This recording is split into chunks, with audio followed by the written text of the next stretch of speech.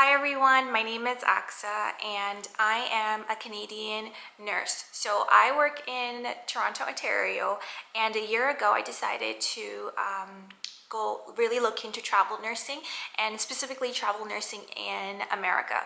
And as a Canadian nurse, there's a lot of steps to get to before you actually go travel in the US, and it was a very confusing time, and I didn't know where to go, what website to go to, or how to even start the process. I did know somebody which helped a little bit, but completely I did not have a whole step-by-step process. And during my research I looked online, I looked YouTube, searched some videos, and it was very hard. It was very hard to find videos that would explain to me step by step on what to do. So I wanted to make this video for the people out there who want to do travel nursing to the US but don't know how or where or how to start. So if you are a if you are a Canadian nurse and you want to go into US travel nursing, please keep watching. I'm going to give you a step-by-step. I'm also going to look at my phone. So if I'm looking down, it's because I wrote down all my notes here. So, all right, so let's get into it. First thing first is really truly think about whether you want to do this, because it is very expensive. Sorry, I have hair. Okay, it is very expensive to do travel nursing. It's not easy. When I thought about travel nursing, I started thinking about it in I think it was right now is it's May. Right now it's May 2022. Sorry, May 2023. And I started thinking about travel nursing end of December 2021. And so I started really becoming serious about it, and I started saving up. So that's one thing that I would tell everybody is start saving up for travel nursing, because the applications that you have to do, the licensing, a lot of things, the process takes a lot of money, and I probably have spent close to 3K on trying to go to the US. So that's what I would do. Save up your money, kind of prep yourself a year before. Like if you have a thought that, hey, I'm gonna go into travel nursing, then start saving up your money, and that way you'll have enough before you start the process, okay? So number two is, once you have the money and you're set and you kind of planned your life a little bit, go to cgfns.org. So this is a really important site. This is where you first get started. You create your profile, you fill out everything that you need, and when you go to CGFNS, what it really is, it's comparing your Canadian education to the US education. They want to make sure that it is compatible, that you're a nurse that'll be able to work in the US. So they have to look at they have to look at whether you're licensed, they have to look at your education or what school you studied. So many things have to be done, and the CGFNS process is done so that you can get a visa screen. So when you apply and you make, when you go to cgfns.org, you create a profile, make sure everything is correct, because I made a mistake and that was such a burden to take off of my profile. One thing about CGFNS is that they suck at customer service, okay? And they, I've called them and they never pick up. It goes straight to voicemail. They never pick up. Another thing is they have these make appointments and you can talk to somebody virtually, and that's always filled up.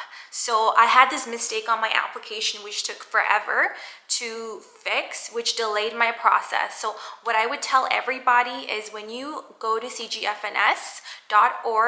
you click your profile, you make all your information in there, make sure everything is correct. After you make your profile, you have to pay I paid $665 USD Right now, it's around 900 something USD, so almost coming to 1,000 Canadian. So this is why I tell everybody to save up their money. You just cannot think to yourself, hey, I'm gonna pack up my bags and go, because you're putting a lot of money in to the application. Yes, you're gonna get that money back, but before you even move to a whole country, you have to be pouring out that money. And if you are already in debt, it's not gonna be that great. So this is why it's good to plan that early.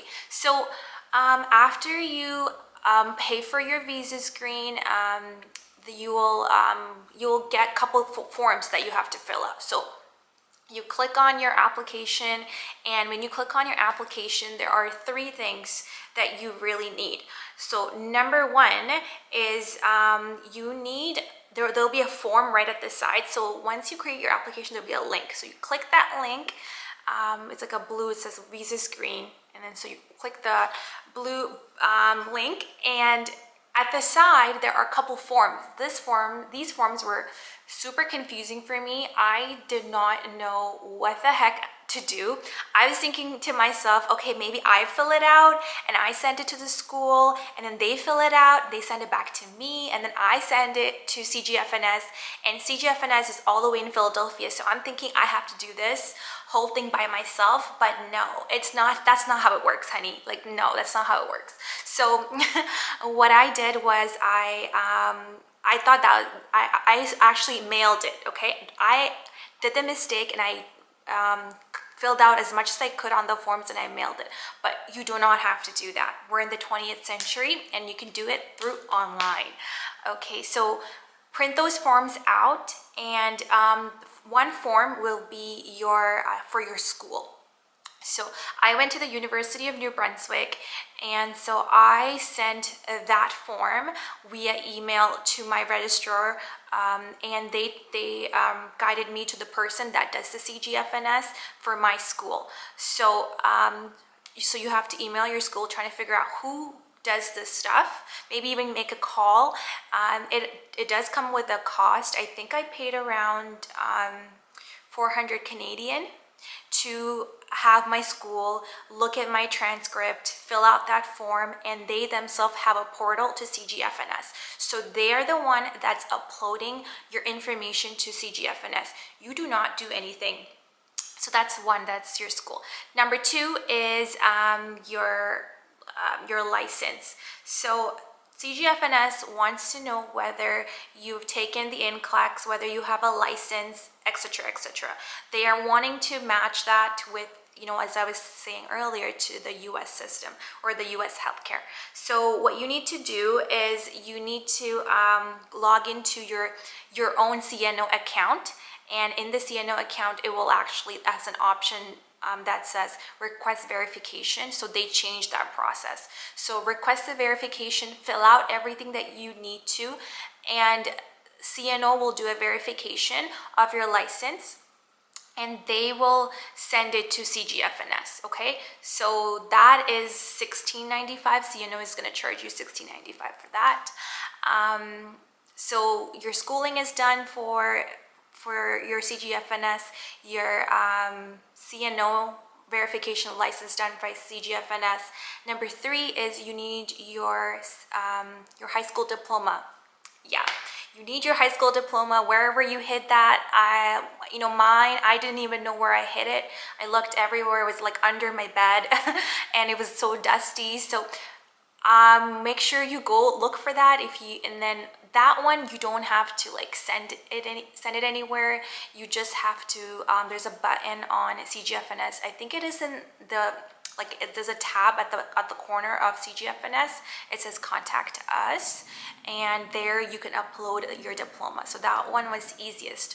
So it's gonna take you some time. The CGFNS process is it took me at least 6 months, but also like I was figuring it out.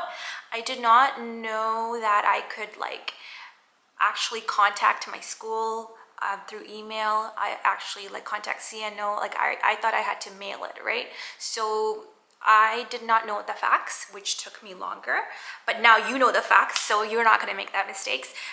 So after all of that is done, I waited, when everything got completed, I waited around like 4 or 5 months to get my CGFNS or my visa screen approved. So what this whole CGFNS process is done so that you can have your visa screen. So once that's done, you get your visa screen, you're all happy, like you waited for this for a long time. I was like on that website every day, just refresh, looking to see if I got my visa screen.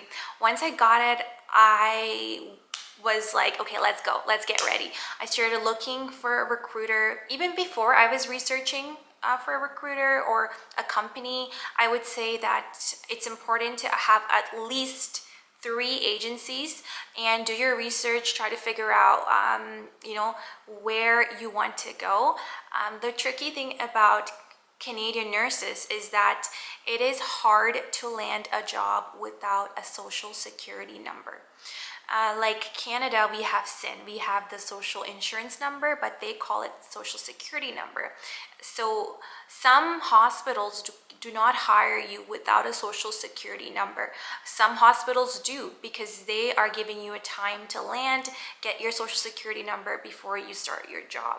So you have to kind of, when you're doing your research on figuring out what agency you're going to be with, it is very important that you ask the agency or the recruiter, do you work with Canadian nurses? Because some of them have no idea what they're doing.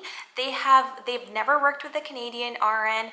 They don't even understand that you have to get your visa screen there.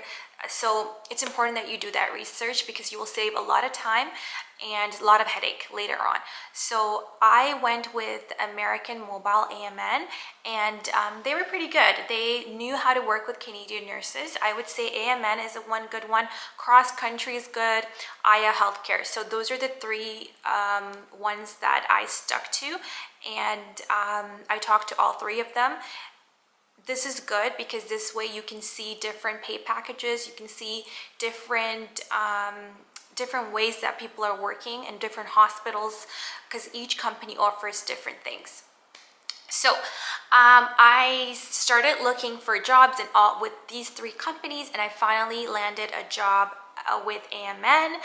And how I landed that job, this company had exclusives. So this company allowed Canadian nurses to come down to the US without a social security number. And that's how I got accepted, because I had to land in order for me to actually get the social security number, or I have to cross the border. So I'm going to talk about that later on. So basically once I got the job, there was a lot of things I had to do to make sure that I will still be able to keep the job.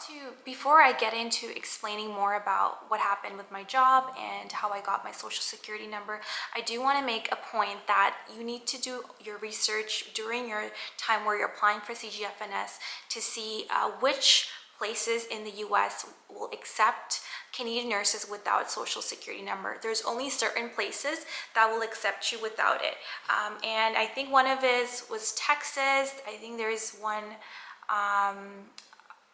honestly, I don't know. I would go Google that, but I do know that it's Texas. So back of my head, I already kind of figured out that that I was going to go to Texas because it was easiest. So when I was talking to these recruiters, I was telling them that I want to go to Texas, and so when I landed the job in Texas.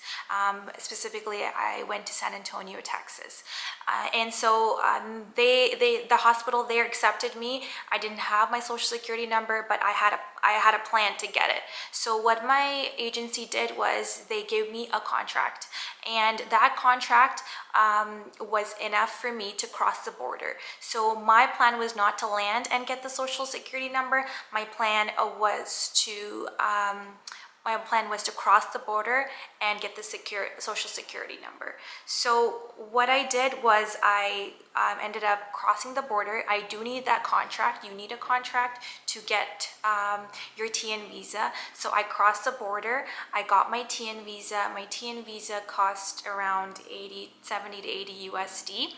And so you definitely need your TN visa is also called your I-9 form. Once you get your I-9 form, make sure you print it out. I had a plan where I crossed the border, so I went to Buffalo, and I didn't make an appointment. You have to make an appointment with the border if you're going to Buffalo. I think for Niagara Falls you can walk in, but I would check that out. I would go online. There's also a number that you can call. There's a number that you can call that you can make an appointment online if you're going to Buffalo. Make sure you do that. The officer was super nice. He let me in. I did not know I had to make an appointment. See, like, I didn't know a lot of things. Like, going into this, I was going into it blindly, and I was learning things step by step. So I really hope that, you know, you guys don't make that mistake. So I went in there. It was really fast. My TN visa probably took around, I would say, maybe an hour. Like, I got in, I gave my documents. Oh, when you go in to give your documents, make sure you bring everything. You need your visa screen, your passport. Like, I even printed out my Texas license, and because they don't give a wall certificate, but I just printed out the nurse's like the form. And another thing is I printed out my CNO, like find a nurse, that one too. And I brought my degree, my diploma, my contract, 100% your contract, because they will ask you about your contract, and your recruiter will say in your contract, dear, you know, border crossing people, and they will address it to them. So they will know that you're there for a job, you're there to apply for your TN visa, and they will get that process going quickly. And that I-9 or your TN visa is like a paper. I really thought it was like a passport stamp, but it's not. Okay, it's not. It's just a piece of paper, or it's just like a number that you can see. You can search yourself online, you print it. And if you plan to go to the Social Security office, if you're going to border of, like, if you're going to the Buffalo route, there, the Social Security office and the TN visa office, it's literally 9 minutes away. So that was my plan. I went to the border crossing, I got my TN visa, then I went straight to Social Security office, but I did not know I had to print out the I-9 form, so I waited 3 hours at the Social Security office. You don't need an appointment in the Social Security office. You just go in there and you pull a number and you sit and you wait for your number. And I waited 3 hours, and I finally got to my turn, and they're like, oh, you have to print out the 1-9 form. You can't just have it just like that. So I definitely took the L, and I ran to the library, printed it out, and the Social Security office was closing real soon, and so I booked it to the library. I got my I printed it out, and then I waited in line an hour and something, and I finally got and I applied for it. So one advice I would tell you, okay, if you can take anything from this video as a Canadian nurse trying to go to the US, is the pain, the headache of getting your Social Security number. It's the waiting game of you getting your Social Security number. So when you sit there and you give all of your information, they're gonna ask you for your passport, your contract, your I-9, and ask them for your number. Right then and there, ask them, can you please give me my number?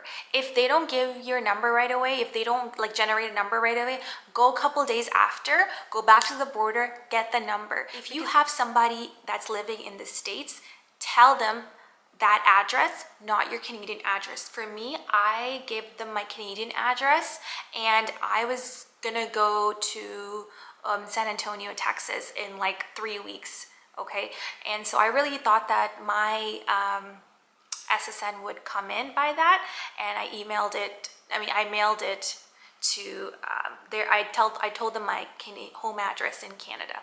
I should have told my address, my family address that's in the US, but I didn't.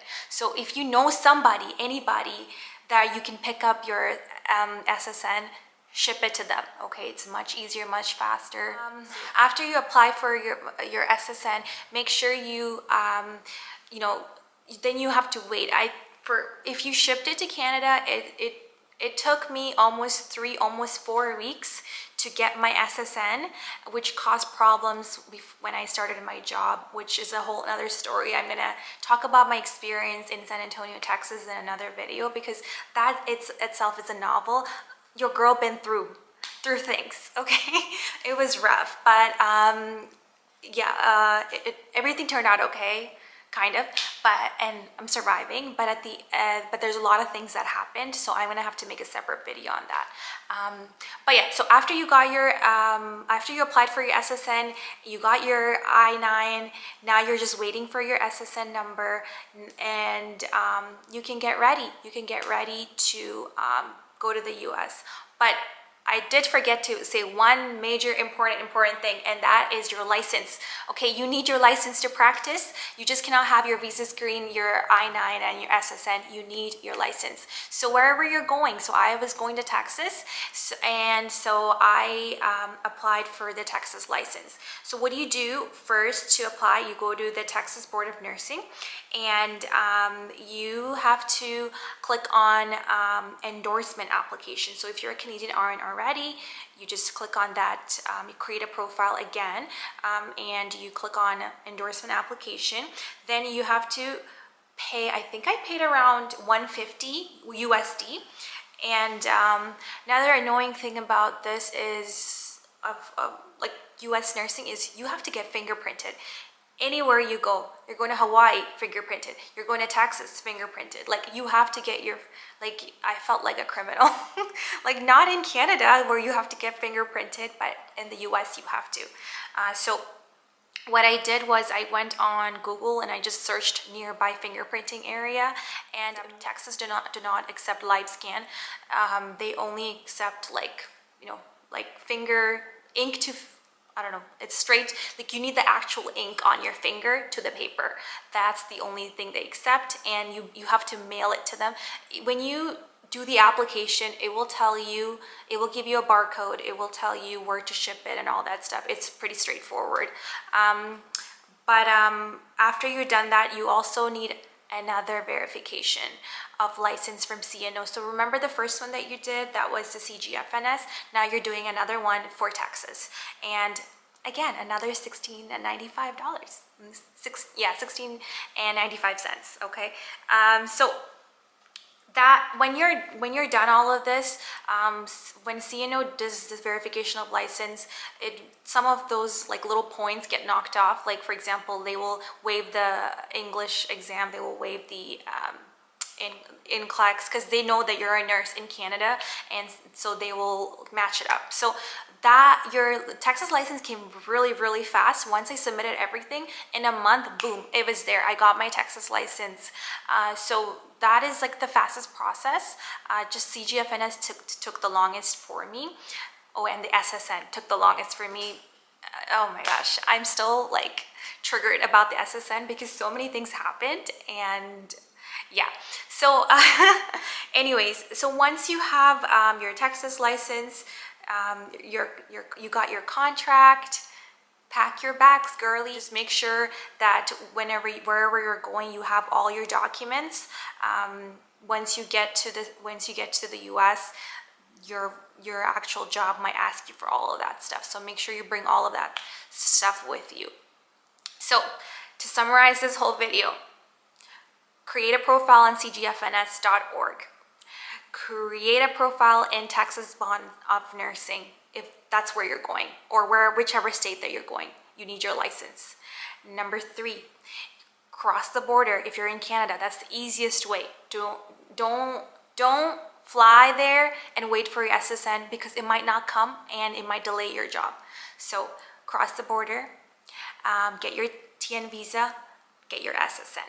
And you're gonna start your travel nursing job, and it's gonna be wonderful. What's gonna be rough, it's also gonna be fun. You're gonna learn a lot about yourself, you're gonna grow. It's all about growth. You're gonna become this new person, and you might have to carry your own luggage up the stairs by yourself, but it's okay. It's on growth, okay? You're gonna grow. So that's my full explanation of how I did all the stuff to go to Texas. I'm gonna do another video on getting to Texas, what I did to start my job, the struggles that I went through, mistakes not to make. Okay, so this video is gonna come later on, but for now I hope that this was really helpful. Okay, thank you so much for watching, and good luck in your travel nursing journey.